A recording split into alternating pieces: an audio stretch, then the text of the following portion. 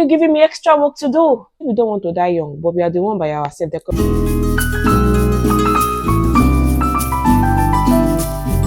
Hey guys, how are you guys doing today? Happy Sunday. It's Sunday afternoon and I just want to, just to see while I clear my kitchen. How are you guys doing? If you are seeing this face for the first time, thanks for tuning in. I hope you enjoy watching. I hope you find this worthwhile. And I hope you are encouraged, because in this video, I'll be asking you plenty of questions. I hope you're encouraged to leave your thoughts about this video in the comment section, even if you are here for the first time. And I film content around, my name is Christy. My name is Christy. I film content around my faith and also our lifestyle in Saskatchewan, Canada as new immigrants. They say we are new immigrants until we are 5 years. We are not 5 years, so we are still new immigrants. If any of these sounds like what you might be interested in, hit the subscribe button and turn on notification. And if you're a returning Team Spurs, thanks for being here. Thanks for being here. Thanks for watching this one again. Thanks for your support all the time. And yes, let's get right into this video. We are wrapping up Sunday and getting ready for Monday. I'm really not looking forward to Monday. But getting ready. I just want to clear this place, do my dishes. And I'll just with you. Our outing yesterday, I showed you some part of it. I just want to gist with you about some of the experiences we had during our outing yesterday. So I might not be facing you throughout this video. You might see my face once in a while, but you will definitely be hearing my voice. I have my microphone here and it's doing a good job of capturing my voice wherever I am. I think 10 miles radius or I don't know. All those things, I have no idea. So yesterday we went to about 3 places. We went to the eye clinic, we went to the library, and we also went to the store to get some things. And the reason I'm doing this video is because my kids were put in a tight spot at different points at different places yesterday. And when I mean tight spots, I mean that at different places they were asked what they were going to be for Halloween. They were asked what they were going to be for Halloween, and at some point I knew they were like, Halloween. There were times they were looking at us, the parents, to answer the question, because we had told them we don't celebrate Halloween in this house. And so I want to ask you, if you are in Canada or any of these Western countries and you celebrate Halloween, please share with me in the comments why you celebrate Halloween.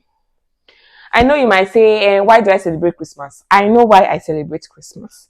I know why I celebrate Easter. But I don't know why I should celebrate Halloween. I've tried. So I had myself and one, I want to be walking and talking at the same time. Myself and one person discussed about this, and she was like, I shouldn't rob the children of the experience.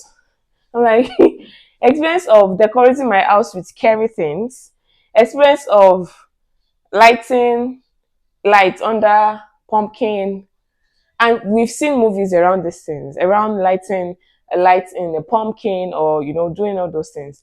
It's like which all the movies I've seen, because if you're not, I've even read up about it, guys. I've read up, and it's about the spirit of the dead, evil spirits, and all, that's what I read on Google. So it's not something I thought of myself and said, because it's scary, I'm not going to. I went to, because yes, I discussed with this person and she was like, don't rob the kids of the experience. Even if they would not want to, even if they grow up and decide not to celebrate, let it be their decision. No, for me, I would talk to them about it so much that when they grow up, they will not want to celebrate it. Because tell me why I would like to. And I see scary decorations, like ghost-looking things taller than me. As tall as this height. I don't know if you can see where my hand is reaching right now. Ghost-looking things, scary things. And I'm like, okay, explain to me why. And that's why I'm not just coming here to say, I'm not celebrating. I want to hear your reason if you celebrate. Please share with me your reason for celebrating. And yes, I was saying that my kids were put in tight spot because So we left that first place they asked them. I went to another place. They still ask them, what are you going to be for Halloween? For crying out loud, can you think of the fact that some people don't celebrate everything? The same way some people, it's not everybody that celebrates Christmas. It's not even some Christians don't celebrate Christmas. Some Christians don't celebrate Easter. They associate it with, for example, Christmas. They say is a pagan celebration that was turned to the Christian celebration. Some people don't. So I come to the store and you're asking my kids, what are they going to be for Halloween? The first question you should be asking them is, are you guys going to be celebrating? Don't just assume everybody is going to be celebrating Halloween. So I know that because of those questions now, I'll have to reiterate again. My kids will be already, well, maybe it's a conversation I'll need to spark up with them in case they are thinking it in their head and they are not sure because I already told them because of this and this, you're not going to be celebrating Halloween. Maybe they felt they will not ask me again about it. But they might be having questions again because of those questions they were asked. And now, because of your questions to my kids, I'll have to do that work again of having to, explain to them all over why we are not celebrating Halloween. Why are you giving me extra work to do? Please. But really, yesterday I felt like it was at different places. The first place was at the eye clinic. They were asking them, what are you going to be for Halloween? Nathaniel said it's a secret. That's my youngest. My youngest said it's a secret that he's not going to tell her. My daughter was just looking at her like, what are you asking me? I don't even know what you're talking about. But I feel like, I don't know, they were actually trying to spark up conversation to make the kids talk to them, sparking up conversation, but making small talk. But your decision to make small talk with my kids is putting me in a tight spot because something I thought I've discussed and it's gone and over with, even if they are not going to ask me. This thing just said I've met my steps count for the day. And I usually meet it on Sunday because we'll dance in church, we'll walk around and all that. So I usually meet my steps on Sunday without too much effort. So I don't know. You people should tell me in the comments. And if you don't celebrate Halloween, why? Let us have conversation in the comment section. Whether you celebrate or you are not celebrating, what is your reason? I want to know in the comments, please. Please share with me your reasons. Whether you are for or against, what is your reason? I just find that for Christmas, when you see these decorations for Christmas, you see beautiful flowers, you see lights on the trees, you see. I should even take you guys with me because I know all these stores, Dollarama, for example, Walmart. You don't want to see the decorations. Maybe I will take you guys on my next video. It will be to see. It will just be a tour. Maybe I'll not go to buy anything.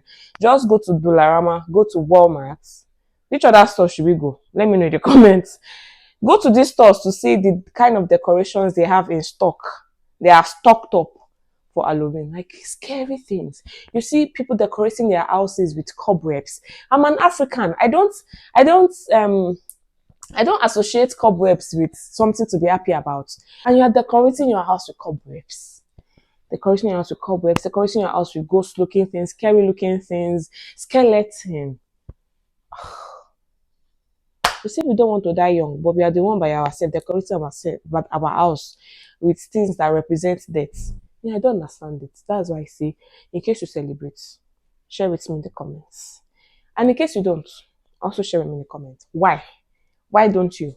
And I remember that at some point, I think at the store, we went to the store to get some things. And somebody was wearing a chicken costume. And she came to meet my kids and said, hey, what are you going to be for Halloween? And my kids were looking at my husband like, you're not going to be anything and we don't know what to tell this woman. And my husband was like, we don't celebrate Halloween. So she was like, okay, and she went. After she went, my husband faced my kids and was like, don't be afraid to tell people that you are not celebrating Halloween. Don't be shy about it.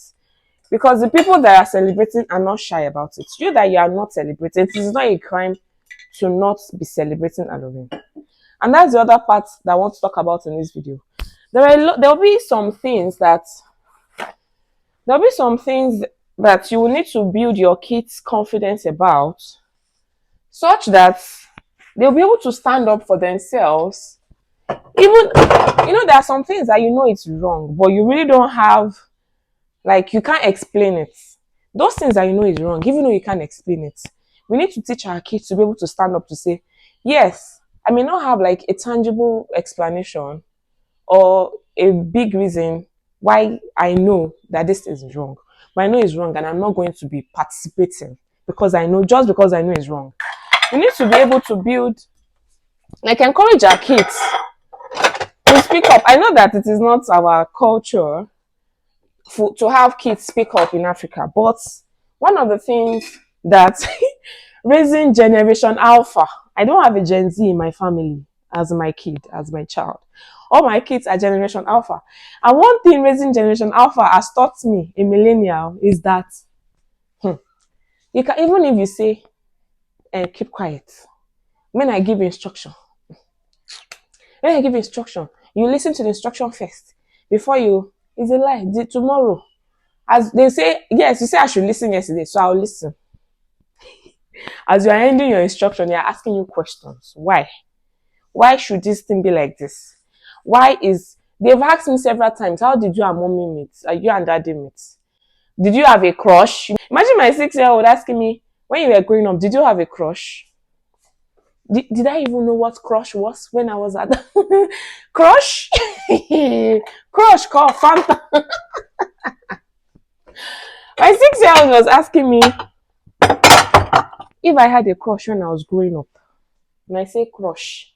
Hey, even if there's something crushing in my mind, it's better that that crush died inside, because nobody must hear that you have crush. Crush what? I hope that crush is not what will crush you.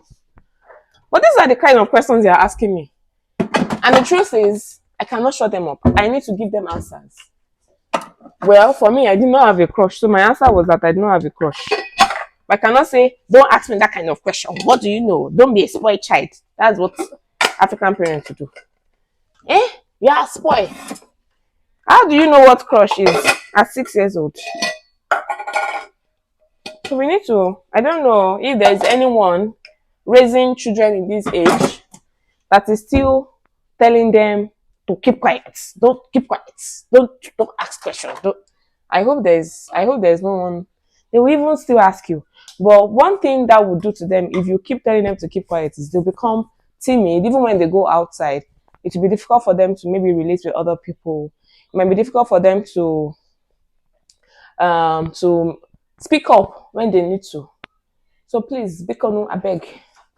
If you have Generation Alpha kids like me, so number one first. So there are plenty of questions you people will help me to answer in this video.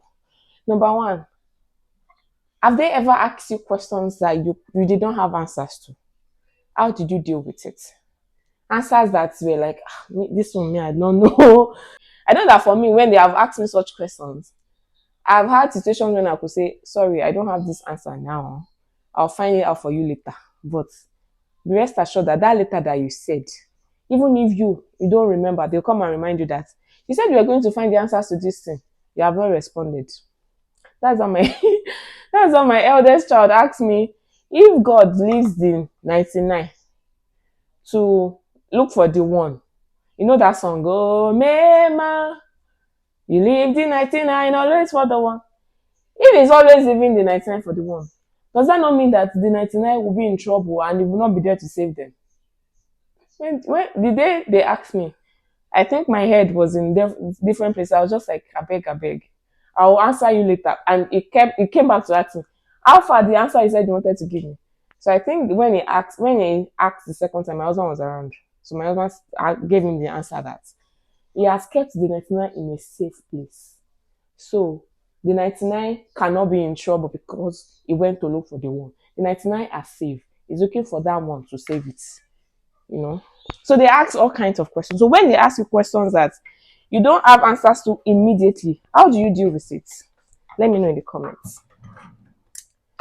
I don't want this video to be too long. It's just those things in my head about Halloween and all that I said I wanted to talk to you about in this video. And you know, let's just, and are there times are there times as parents that you disagree about the kind of celebrations? For example, if you're a wife, is your wife if you're a wife, does your husband want the kids to celebrate Halloween and you don't want it?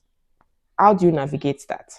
If you're a husband, is your wife interested in celebrating Halloween and you don't want it? How do you, balance it? How do you, this parenting thing, guys? Please, all the questions I've asked, please answer me in the comments. Let me stop this video here, guys, until we see in the next one. But guys, I'll be in the comment section. I want to have a conversation with you guys, okay? Alrighty. See you guys. Bye.